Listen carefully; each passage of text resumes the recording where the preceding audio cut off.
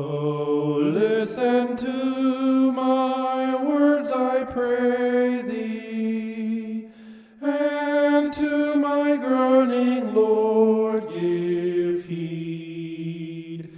Hear thou my cry and know my need.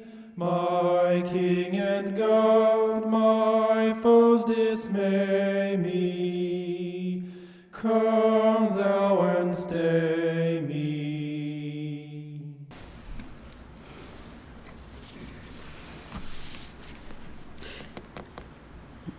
The Westminster Larger Catechism, the first section that we are dealing with, is entitled The Doctrine of General and Special Revelation.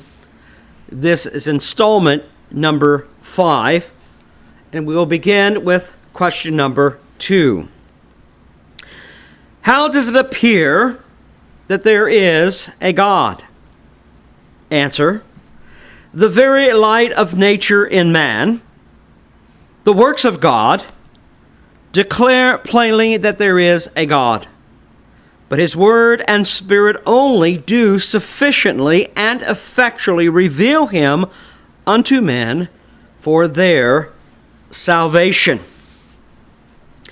2 verses of Scripture support, in particular, this teaching on the first aspect of the phrase given in the answer, the very light of nature in man.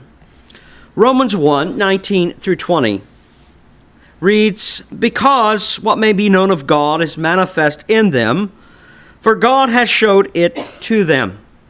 For since the creation of the world, his invisible attributes are clearly seen, being understood by the things that are made, even his eternal power and Godhead, so that they are without excuse."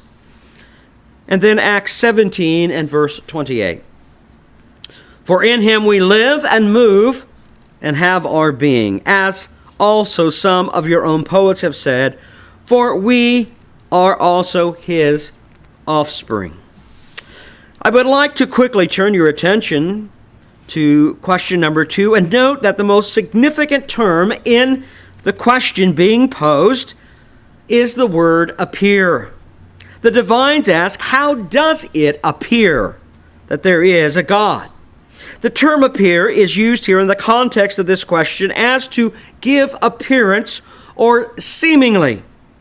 That is, as it relates to the existence of God. It does not deny that there is a revelatory expression of God in general revelation.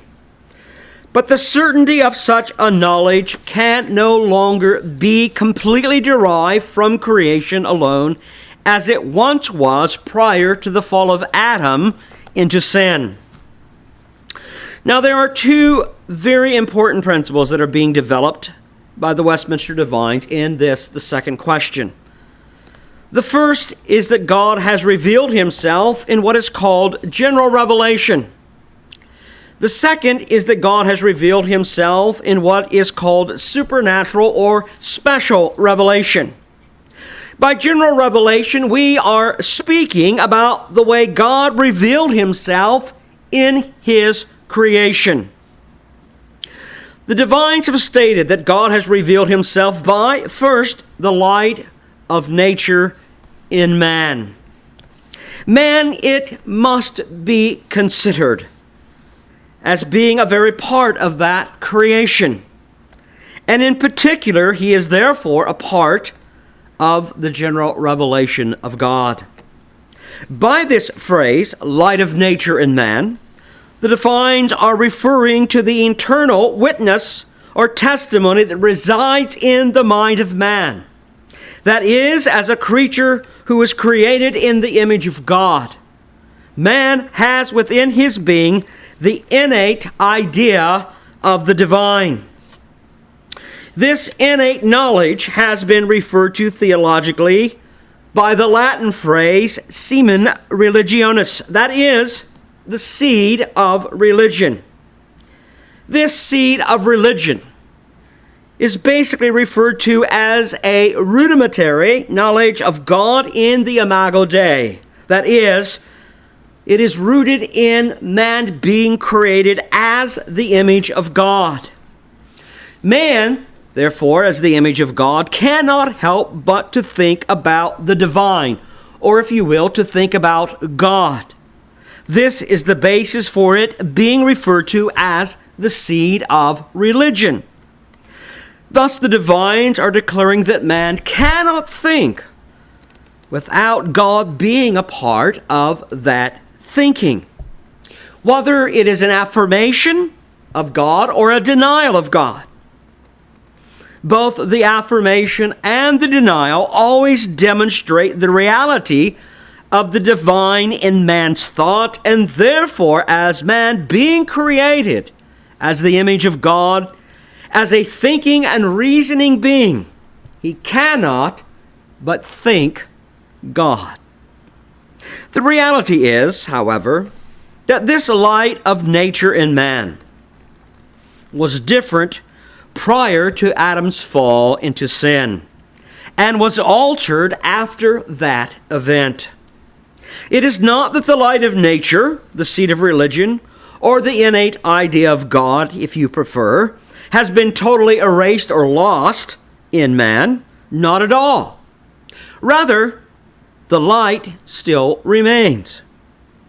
This is what makes man religious, which can be testified to around the world by the various religions, even among the various tribes of the earth who have never heard the Word of God or have read the Bible. They demonstrate this seed of religion in man. However, the fall of man into sin has left man incapable of rightfully understanding that light as Adam previously understood it prior to the fall.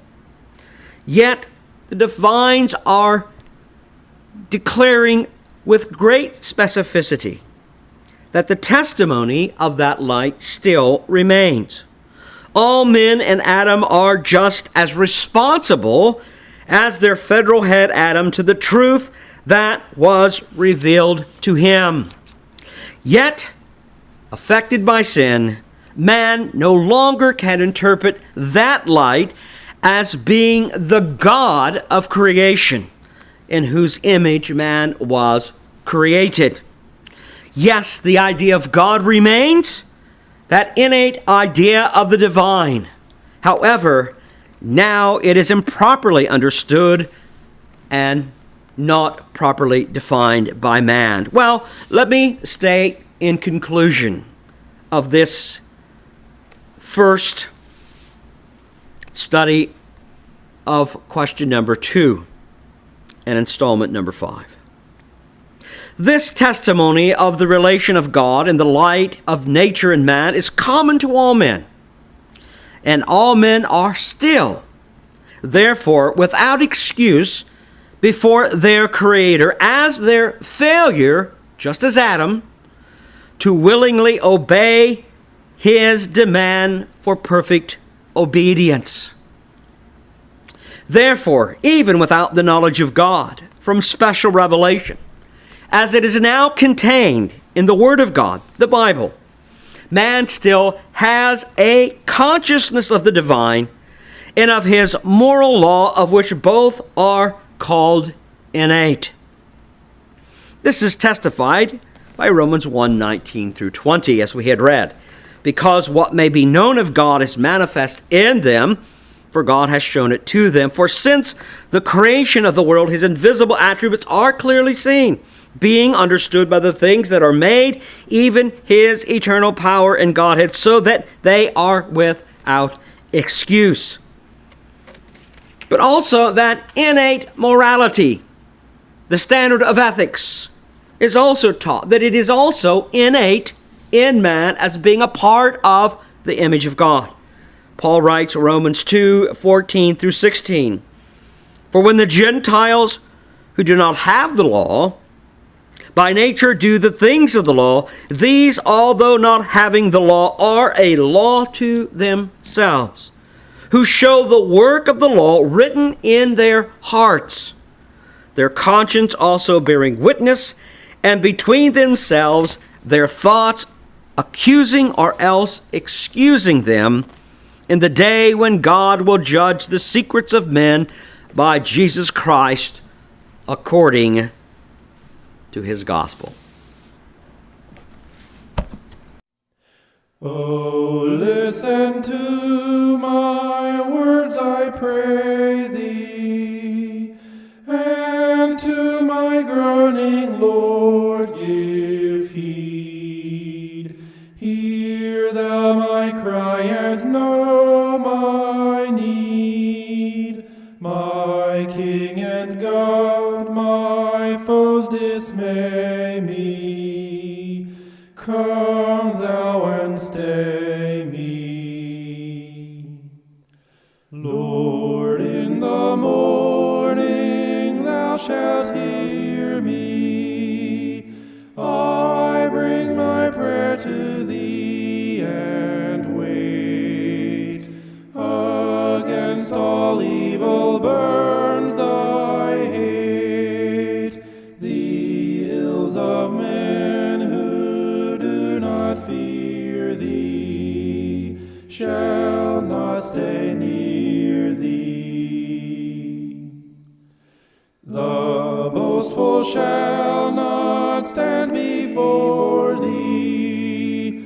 All evil men thou dost despise, and thou destroyest him who lies.